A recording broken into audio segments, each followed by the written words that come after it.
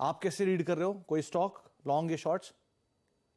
तीन हम रिकमेंडेशंस लेके आए हैं आज। हम्म। जो मेरा पहला रिकमेंडेशन होगा वो स्पेशलिटी केमिकल यानी स्पेशलिटी केमिकल स्पेस में से होगा एसआरएफ। हम्म। हमें लगता है कि एसआरएफ में एक 5 वेव डिक्लाइनिंग स्ट्रक्चर कंप्लीट हो गया है और वहां से हम एक पुल बैक की एक्सपेक्टेशन रख रहे हैं, तो एसआरएफ लॉन्ग करके चलना होगा। हमारा स्टॉप लॉस होगा 235 का और टारगेट रहेंगे 350 का। ये अक्टूबर फ्यूचर्स के लेवल्स है। जो दूसरा स्टॉक होगा वो हैवेल्स होगा। हैवेल्स में एक ट्रायंगल पैटर्न फॉर्म हो गया है और एक lower end of the pattern पे है, तो हमें लगता है कि हैवेल्स यहाँ से एक शार्प स्पॉट या तो एक पैटर्न कंप्लीट होने के कारण एक स्पॉट दिखा सकता है, तो हम हैवेल्स लॉन्ग करके चलना चाहेंगे। हमारा टारगेट रहेगा 1470 का और स्टॉप लॉस हम 1370 का लगाएंगे। हम्म। जो तीसरा हमारी पिक होगी वो एसबीआई कार्ड्स पे रहेगी। तो एसबीआई कार्ड्स में एक ये हमें लग रहा है कि ट्रेंड रिवर्सल ट्रेड है। हमें लगता है कि एक बहुत ही डीपली ओवरसोल्ड है ये स्टॉक और एक शार्प अप दिखा सकता है, तो एसबीआई कार्ड्स हम लॉन्ग करके चलना चाहेंगे। स्टॉप लॉस हमारा 784 का रहेगा और टारगेट हम 840 के लेके चलेंगे। तो एसआरएफ, श्रीराम फाइबर्स पहला नाम, जहां पर आप 2330 रुपए के टारगेट्स के लिए लॉन्ग साइड पे स्टॉक को देख सकते हैं। 2350 के टारगेट्स के लिए 2235 का एक स्टॉप लॉस मेंटेन करेंगे।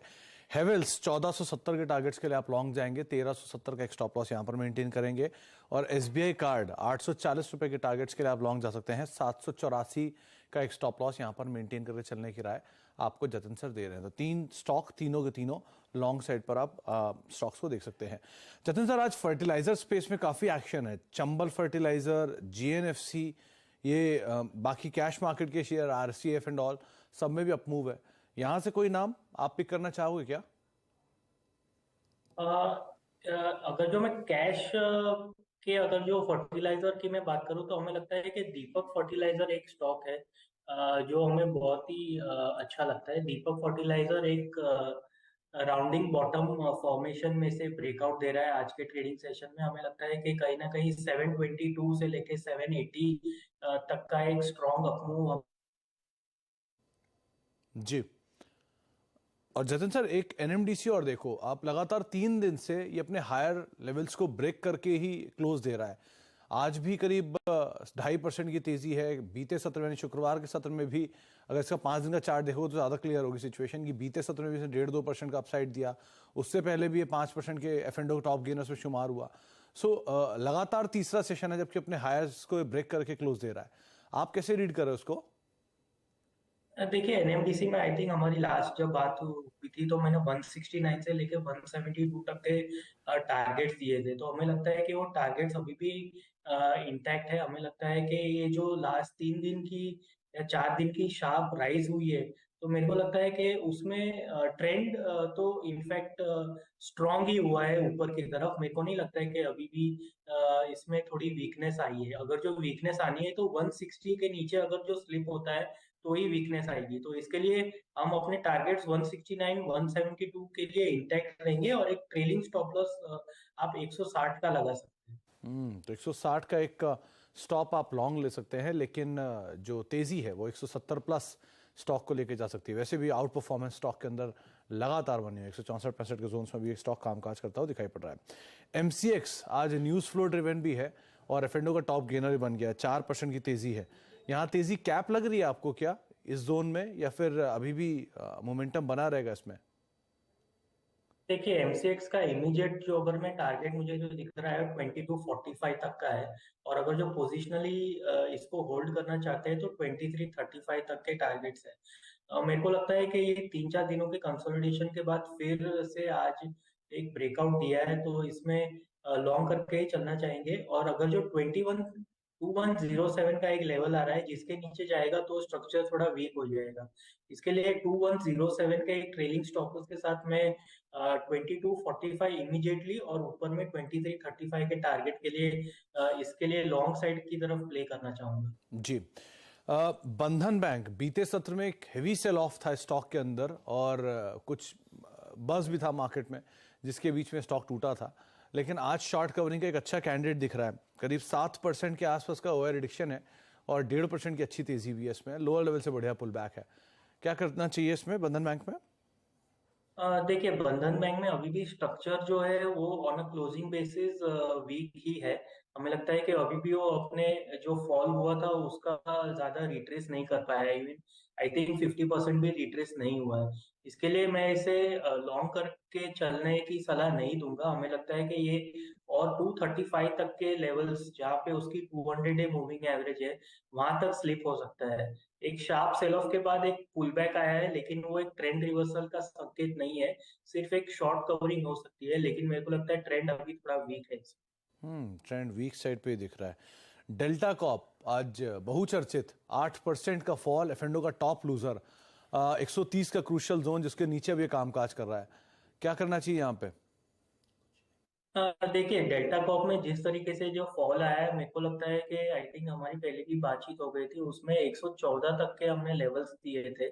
और आई थिंक आज का लो 122 के तकरीबन मार दिया है। हमें लगता है कि और इसमें कोई ट्रेंड रिवर्सल तो दिख नहीं रहा है। जो भी एक राइज आता है वो सेल ऑफ हो जाता है। इसके लिए लॉन्ग साइड पे तो बिल्कुल भी नहीं लेके चलना चाहिए। मेरे को लगता है 114 से लेके 110 तक भी ये स्लिप हो सकता है नीचे की तरफ। 114 110 तक के जोन्स भी आ सकते हैं, तो कोई लॉन्ग तो एटलीस्ट ना बनाए। अगर आपके पास कोई पोजीशन है भी तो 110 114 आपके लिए स्टॉप लॉस के तौर पे अब कामकाज करेगा।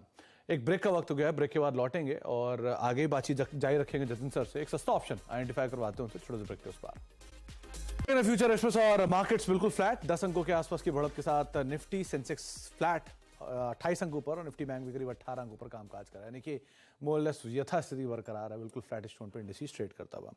जतिन सर, सस्ता ऑप्शन क्या चुना आपने? आज के लिए हमने जो सस्ता ऑप्शन चुना है वो टाइटन रहेगा।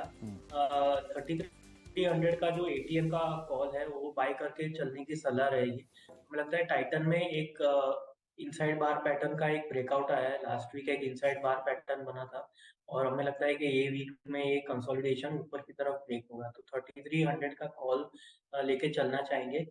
हमारा स्टॉप लॉस इसमें रहेगा 38 रुपीज का, और हम टारगेट रहे और मेरा टारगेट रहेगा 75 रुपीज और 90 रुपीज। तो 90 और 75 दो टारगेट्स के लिए आप टाइटन की 3300 की कॉल को देख सकते हैं। 54-55 के जोन्स में कामकाज कर रही है, 38 का एक स्टॉप लॉस यहां पर मेंटेन कर सकते हैं। तो जतिन सर, मतलब अगर आउटराइटली टाइटन देखें तो किधर आप टारगेट्स देख रहे हो इसके? अगर जो टाइटन का फ्यूचर में या तो कैश में अगर जो टारगेट देखूं, तो मेरे को लगता है कि 3360 तक का एक जगह बन रहा है ऊपर की तरफ में। और जो पैटर्न ब्रेकआउट है वो भी वही सजेस्ट कर रहा है, अराउंड 3400 तक का अपसाइड पोटेंशियल है इसमें।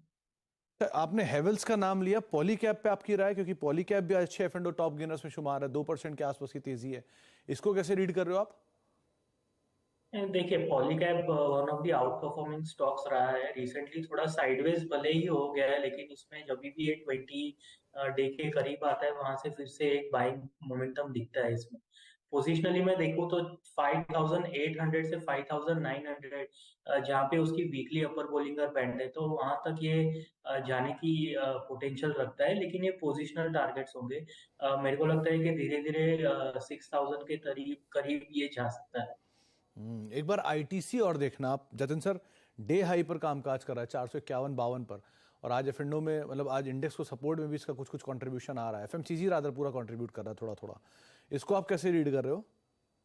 देखिए, आईटीसी में जो मच नीडेड एक डिप था, वो डिप या तो करेक्शन हम बोल सकते हैं वो आ गया है। मेरे को लगता है कि एक स्ट्रॉन्ग बेस बनाया है इसने between the zone of 440 to 430। मुझे लगता है कि कहीं ना कहीं ये एक बहुत ही अच्छा कैंडिडेट है पुल बैक के लिए।